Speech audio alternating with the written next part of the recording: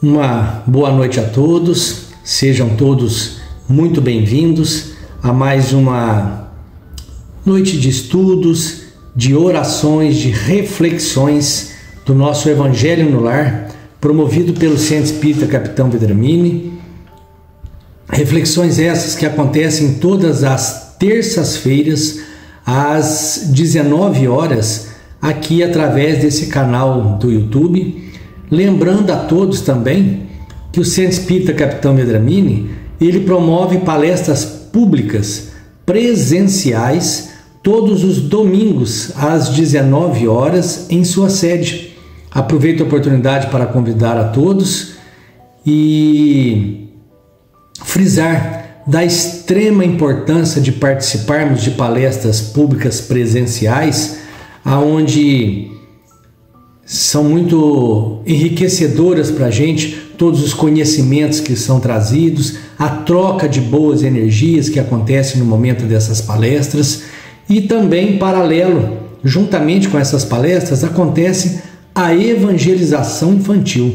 Então, todos aqueles pais que têm crianças a partir de 4 anos de idade podem estar levando os seus filhos, que eles ficarão com as monitoras, com as professoras, já tendo os seus contatos com a doutrina espírita, com os ensinamentos de Jesus, dando continuidade, inclusive, ao trabalho que os pais já devem fazer em casa com seus filhos na evangelização. Bom, para dar início aos trabalhos dessa noite, vamos cerrar os nossos olhos, vamos acalmar o nosso coração e pedir a Deus Pai Todo-Poderoso, ao Mestre Jesus, nosso modelo e nosso guia, a Dr. Bezerra de Menezes, que é o mentor de nossa casa, e toda a espiritualidade amiga, nosso espírito guardião, nosso anjo da guarda, para que nos dê nesse momento serenidade, que nos dê boa vontade, que nos dê discernimento, para que possamos assimilar todos os conhecimentos que são trazidos nessa noite, para que possamos a cada dia nos melhorar. Que assim seja. Bom, o tema que está proposto para nós hoje aqui é a parábola. Nós vamos falar da parábola do mal rico. Essa parábola ela está em Lucas capítulo 16, versículo 19 a 31. E eu vou dividir ela em 3 partes para a gente ir lendo e tecendo alguns comentários. E ela começa assim: havia um homem rico que se vestia de púrpura e de linho e que se tratava magnificamente todos os dias. Havia também um pobre chamado Lázaro, que estendido à sua porta, todo coberto de úlceras, que quisera se saciar com as migalhas que caíam da mesa do rico, mas ninguém lhes dava, e os cães vinham lamber-lhe as feridas. Ora, aconteceu que esse pobre morreu e foi levado pelos anjos ao seio de Abraão. O rico morreu também e teve o inferno por sepulcro. Ora, podemos observar aqui, num primeiro momento, que fala exclusivamente do mal rico, mas o problema não está na riqueza.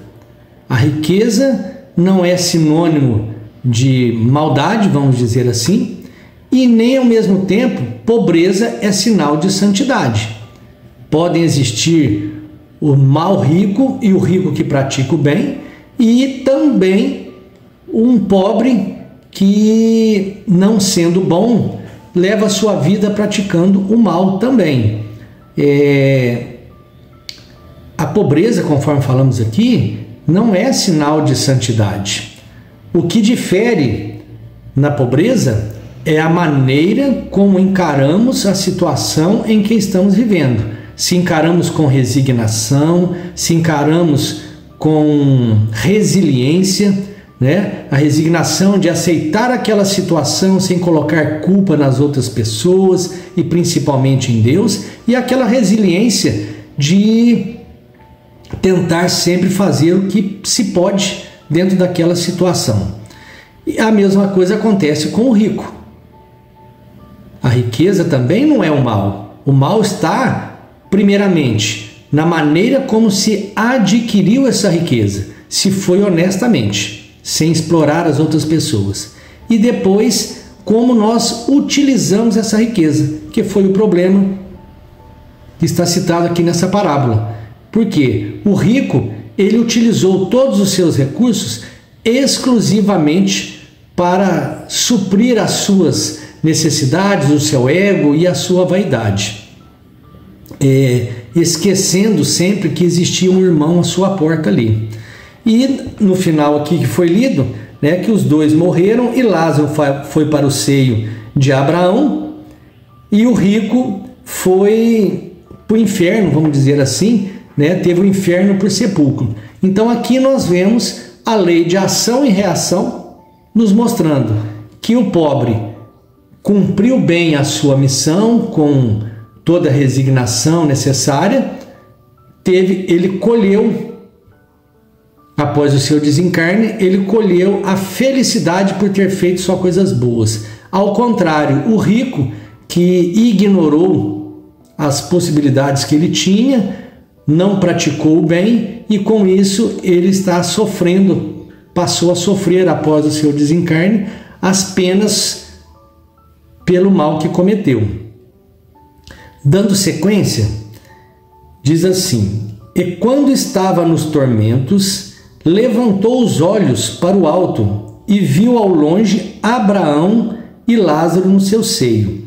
E gritando, disse essas palavras: Pai Abraão, tende piedade de mim e enviai-me Lázaro, a fim de que ele molhe a ponta de seu dedo na água para me refrescar a língua, porque eu sofro tormentos extremos nesta chama.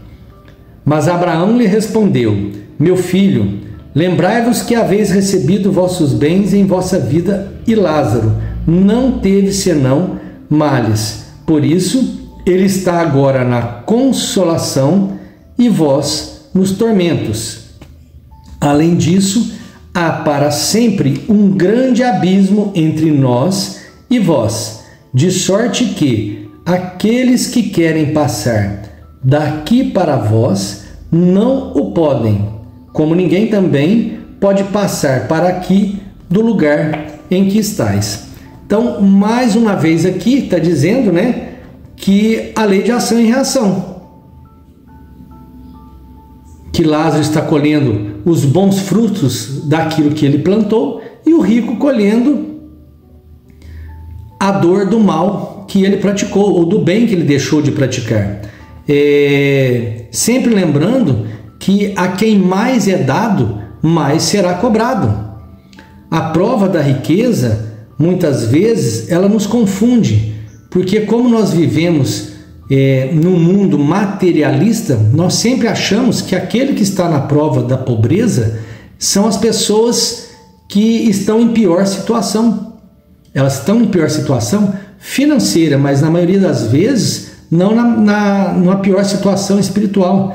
A prova da riqueza, ela é sempre mais dura e mais perigosa, pois ela nos deslumbra com as possibilidades, com os prazeres que o dinheiro pode nos proporcionar e cega os nossos olhos para aquilo que é espiritual, para aquilo que é divino, para aquilo que nós realmente precisamos fazer aqui para cumprir nossas provas quando encarnado. E este grande abismo que é citado aqui, que existe entre os dois mundos onde eles estão vivendo, vamos dizer assim, após o desencarne. Então, esse grande abismo ele existe por quê? Porque a impossibilidade de se passar de um lugar para outro diretamente, vamos dizer assim. Porque não adianta o mal rico ele ter se arrependido do que aconteceu. Ele se arrependeu porque ele está sofrendo agora. Mas talvez se ele ainda tivesse encarnado com a sua riqueza, estaria vivendo da mesma maneira. Então, o primeiro passo, ótimo, foi o arrependimento. Mas, após isso, é necessário a reparação. E para isso, com certeza, ele ainda terá que encarnar, sofrer aonde ele está, ele terá que reencarnar e talvez mais uma, duas, três, sei lá quantas vezes for necessário para poder apagar o mal que ele cometeu. E só assim, então, após o arrependimento e após a reparação do mal cometido, é que ele poderá estar ocupando o lugar que Lázaro está ocupando agora. Dando sequência, diz assim: e o rico lhe disse: eu vos suplico, pois, pai Abraão, enviá-lo à casa de meu pai, onde tenho 5 irmãos, a fim de que lhes ateste estas coisas, de medo que eles venham também para este lugar de tormentos. Abraão lhe replicou: eles têm Moisés e os profetas, que os escutem. Não, disse ele, pai Abraão, mas se alguns dos mortos os procurar, eles farão penitência. E Abraão lhe respondeu: se eles não escutam nem Moisés nem os profetas, não serão, não mais, quando mesmo algum dos mortos ressuscitasse. Bom, aqui essa parábola nos ensina que nós devemos deixar de esperar pelo extraordinário, por milagres, por aparições, assim como vemos sempre, né? As pessoas têm que ver para crer, vamos dizer assim, igual Tomé. Então nós precisamos deixar de perder o nosso tempo. A nossa fé, nós temos instrumento para isso. É o que nós estamos fazendo, inclusive, aqui hoje. Nós temos todas as escrituras, temos aqui, igual citou, temos Moisés e todos os outros profetas que passaram, que já existiram, e principalmente o maior de todos, que é Jesus. Nós temos os ensinamentos e os exemplos que Jesus nos trouxe. Então, isso é muito mais do que o suficiente para nos mostrar o caminho a seguir. Então devemos aprender com eles, mudar nossas atitudes, independente se somos ricos ou somos pobres. Nós temos que adequar todos os ensinamentos de Jesus dentro da nossa realidade, de nossa vida. Procurar sempre vencer nossas batalhas com resignação, com fé, com humildade, praticando sempre a resiliência, e devemos nos lembrar sempre da máxima que o Espiritismo de Kardec ela nos traz, que fora da caridade não há salvação. Então a grande lição que essa parábola nos traz, mais uma vez, é o aviso, conforme Abraão diz aqui, né, que nós temos as lições, nós temos todos os textos bíblicos, todas as lições dos grandes espíritos que passaram, e principalmente Jesus. Nós temos que aprender com isso, encurtar o nosso caminho para cometermos menos erros possíveis e com isso nos tornarmos espíritos melhores. Praticar o bem, nos colocar sempre no lugar do próximo e fazer a ele aquilo que gostaríamos que fizesse por nós caso estivéssemos na situação em que ele se encontra. Bom, meus irmãos, essa é a reflexão que tínhamos para hoje.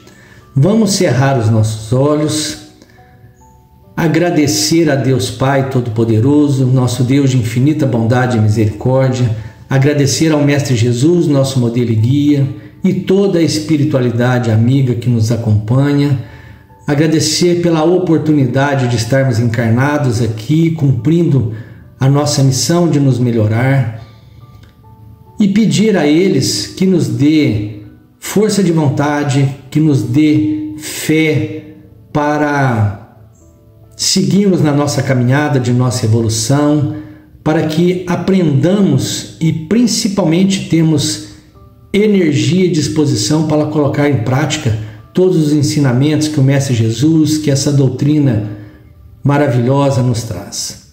Que assim seja. Uma boa noite. Muito obrigado.